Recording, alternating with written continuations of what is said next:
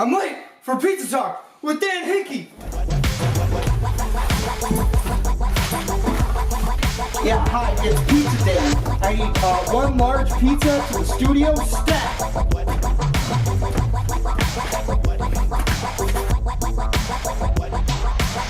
Done!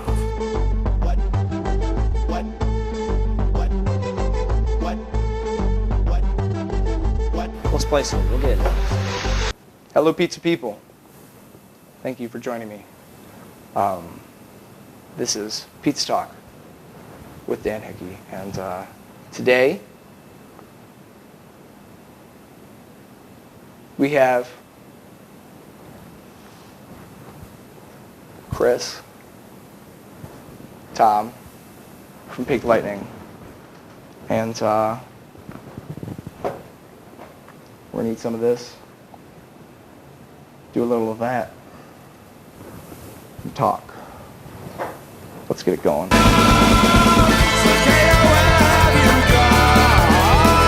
A cabaret freak-out rock and roll band, group of musicians from Detroit, and you guys make some pretty incredible music. Some really, thank you. You know, it's different. It doesn't sound normal, but it's really good. I guess that's kind of basic and inappropriate, but like it's really enjoyable. Everybody can get down to it. And so you guys have been making music. So there's three more of you guys, right? Yeah. You're Chris, you're Tom. There's three other guys. There's Leo, Neil, and Everett. And Leo and Neil, they are actually, I don't know if you would call them pizza experts. You would call them that. You would call them pizza experts. They couldn't make it out today, but we have you guys. They are pizza experts. They work at a pizza joint. Yeah. And then Everett, who plays bass, and knows the recipe for the dough. He knows the recipe. Everett knows the recipe for the dough? Everett used to work at Supino himself, so he's a vet. Yeah. Okay. All right. The only other person who knows the actual recipe is my understanding. So if you need a good pizza recipe, he's your guy. Who? Which camera? Everett. Everett the bass. Well, look at what this is the camera that is pointing at me right now. What is this? Those are cameras. Yes, the mirrors there are cameras. Where are these Wait, is things this from the ceiling? Lights? Is this a TV show? I thought we were just hanging out. We are. We're gonna eat some pizza. We're gonna talk. What gave you that idea? All right, we'll do it. You'll do it? All right. Well, another thing. I'm already parked. So. What are you going to do? Get up and walk away? I'd like to see you try. I don't walk away from pizza. We have with us this delicious extra large pizza. It has mushrooms, tomatoes, onions, pepperoni, cheese sauce. Man. I believe there's dough involved with butter crust. And, you guys be interested in... Right. We like all that. Does everybody have the appropriate... When you were saying those ingredients, I was nodding the whole time. That's a good sign usually. So who wants to start it off? Okay. That's a good one. Well, that's hearty. There's a thickness to it that you find with quality. So you know what I mean? Just dive right in, though. I'll take this guy. I don't want to be. Are we gonna cheers? Well, We should cheers. you think so? Yeah. You want to? All right. Okay. I guess we could cheers. Has that been done? On this It was program? done last week.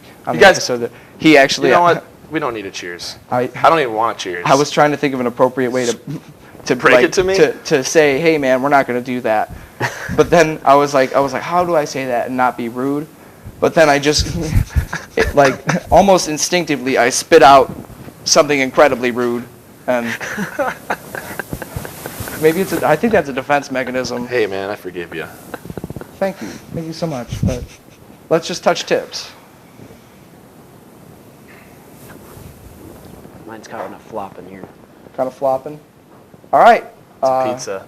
That's a pizza. This is pizza, probably. Here about 5 minutes ago, we were just throwing this ball into that ring, and the game's called Pizza. So basically, take a turn and say Chris here was starting, he would throw the ball in a certain fashion, in a certain way, and if he makes it, Tom and I would have to try to make that shot in the exact same way, and if we fail to do so, we get a letter P, spell out pizza, and you know, if you end up with pizza, you lose, which is the opposite of how it works in the world.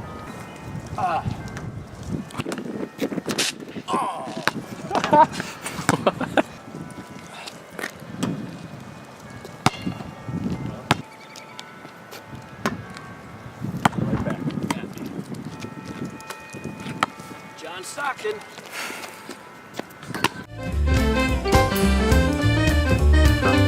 One, two, three. Pizza. Pizza. Talk. Danny.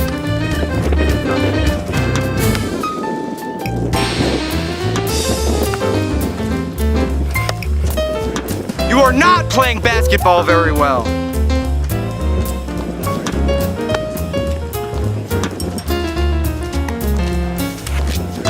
What do you call those shoes? You call those shoes? Those aren't nice basketball shoes. Who wears Crocs to basketball?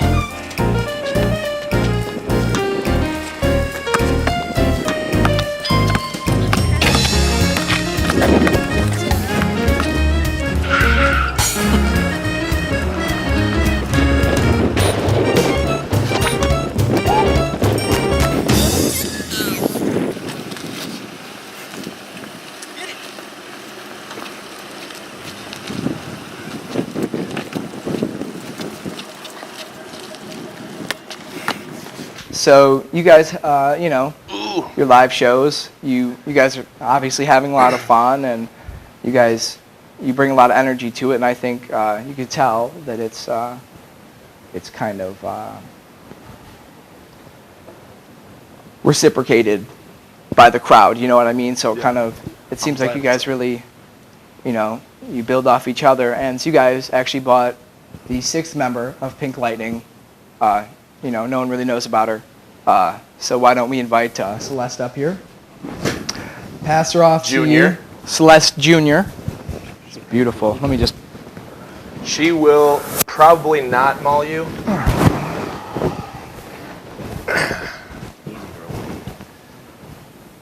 Yeah, that's been an issue. But, you know... She's got her shots, though. So even if she Jr. bites you a little. Bites you a little? I'm just kidding. She's not real. She's stuff. Oh, okay. Yeah, it's not a real animal. Yeah, you're right. That's not... No.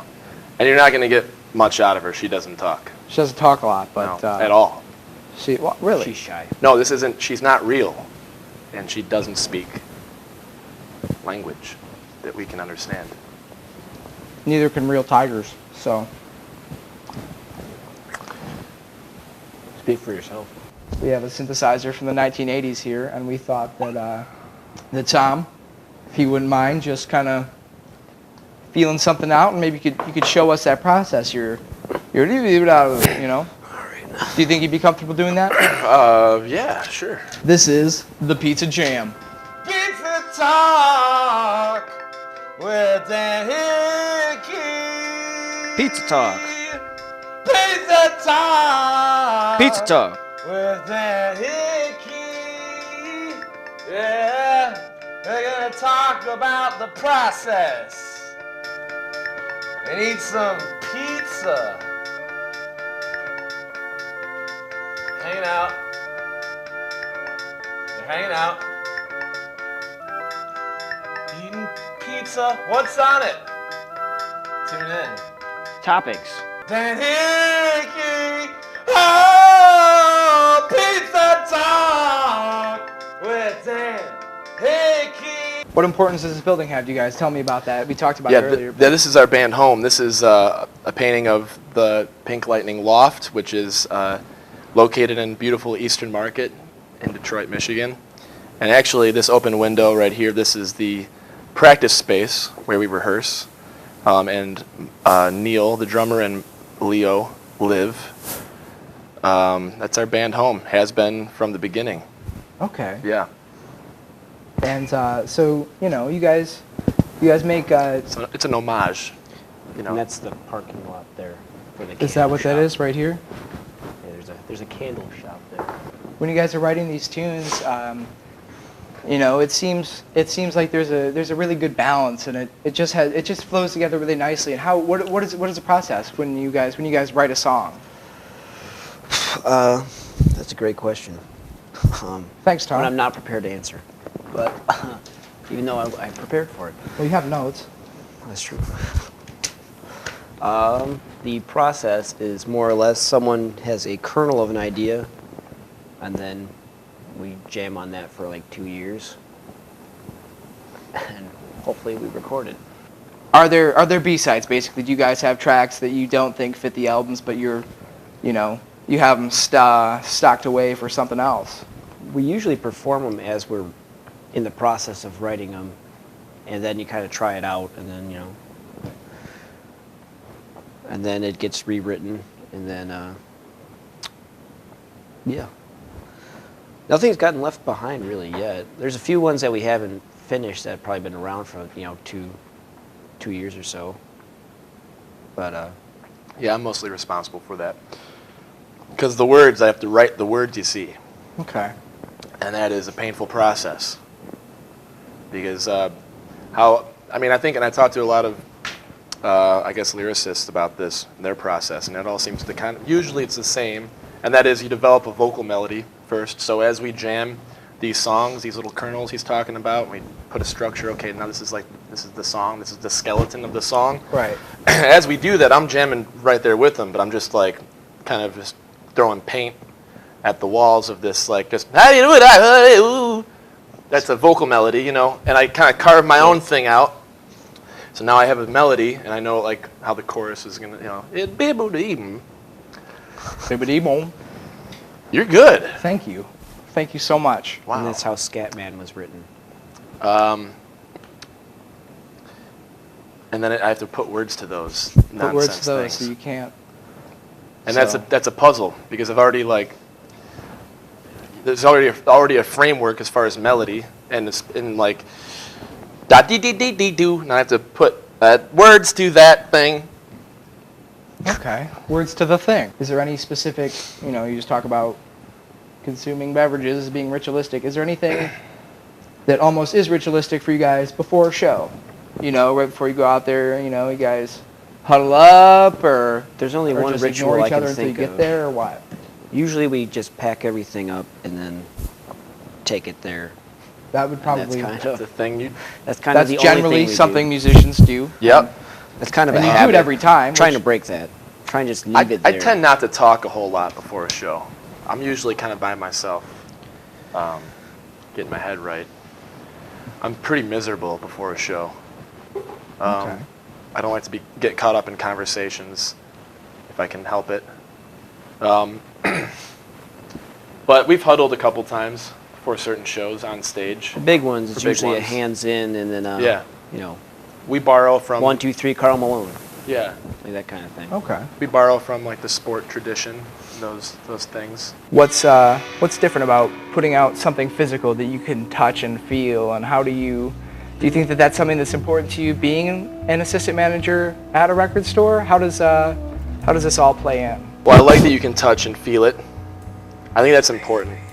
Like digital, there's no sense of, there's hardly like a, let's say, I don't know, this is an intimate format. This is, you participate, you put a record on, and you're engaging with that music. You have to pay attention, you have to flip it, you have to, and also the sound, there's like, it has that living sound. I think it's just a really engaging format that draws the listener in, as opposed to digital, where it's kind of really a hands-off thing. It's kind of in the background, and there's really no real consideration to the music. It's almost like an afterthought a lot of times. Not always, but I think that vinyl's unique in that way, that it engages the listener.